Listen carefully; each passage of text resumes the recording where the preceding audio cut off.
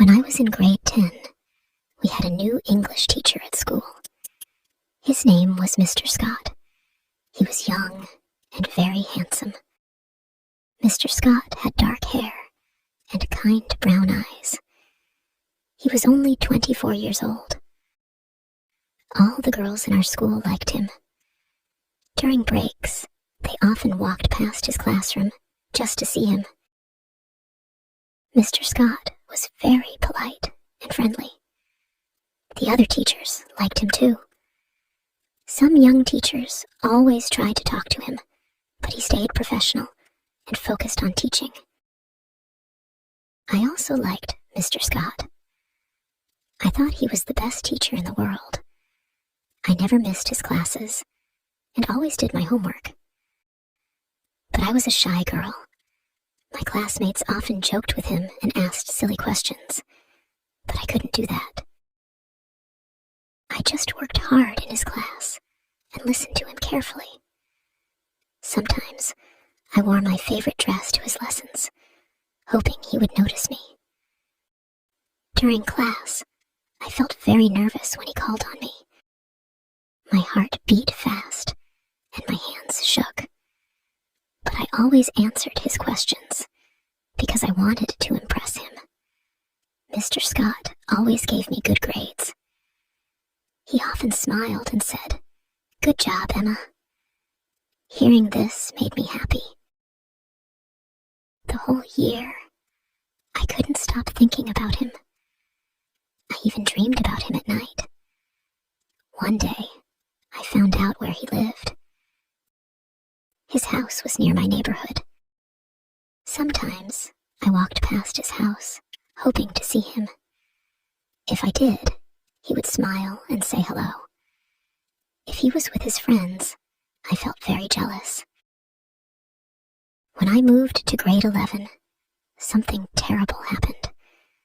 Mr. Scott left the school. He got a new job in another city. I was very sad. I missed him so much. I even walked past his old house, but he wasn't there anymore. After some time, I started preparing for my university exams. I joined extra English classes. On my first day, I couldn't believe it. Mr. Scott was the teacher. I felt so happy to see him again. He smiled and said, "Welcome back, Emma." For 6 months, I worked hard in his class. I became one of his best students. Sometimes we stayed after class to talk. He asked me about my plans for the future. I asked him about his new job. One day, he offered to walk me home. I was so surprised, but also very happy. After that, he often walked me home. I felt like the luckiest girl in the world. Soon, we started spending more time together. We went to the park, watched movies, and talked for hours. I still remember our first kiss. It was like a dream. I thought Mr. Scott was the perfect man. But one day, he told me he had a new job offer in another country. He had to move to the USA. I felt heartbroken. We promised to write letters to each other. For a while, we stayed in touch, but life was busy. For the first few months, we wrote letters to each other. I waited for his letters every week. But over time, the letters became fewer. I started college, and we lost touch. 8 years passed. One day, I found Mr. Scott on a social media site.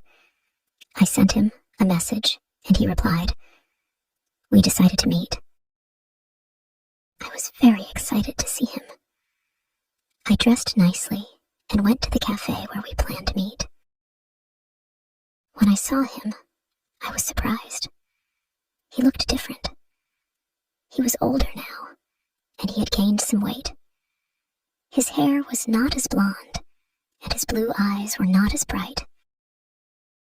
We talked for hours, but I felt something was missing.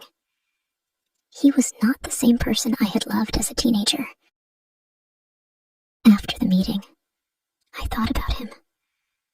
I remembered the young, handsome teacher who made me happy in school. But I realized that my feelings had changed. We grow up. We change. What was important to us before is not always important now. But I will always smile when I think about my first love, my teacher, Mr. Scott. After meeting Mr. Scott again, I felt both happy and sad. I was happy to see him and talk to him. But I was also sad because I knew my feelings for him were gone. The next day, I looked at old photos from school. I saw pictures of my friends, my teachers, and even Mr. Scott. I smiled when I saw them. I thought, those were beautiful days. But now, my life was different. I was a grown woman. I had a job, new friends, and new dreams. 1 week later, I received a message from Mr. Scott.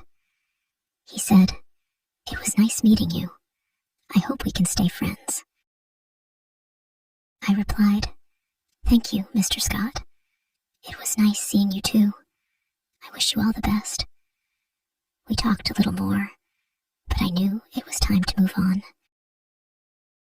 One evening, I walked in the park near my house. It started to rain, and I remembered the time Mr. James walked me home in the rain. I smiled. I thought, life is like rain. Sometimes it feels cold and sad, but it also helps new flowers grow. I still remember Mr. Scott sometimes, but now I feel happy when I think about him.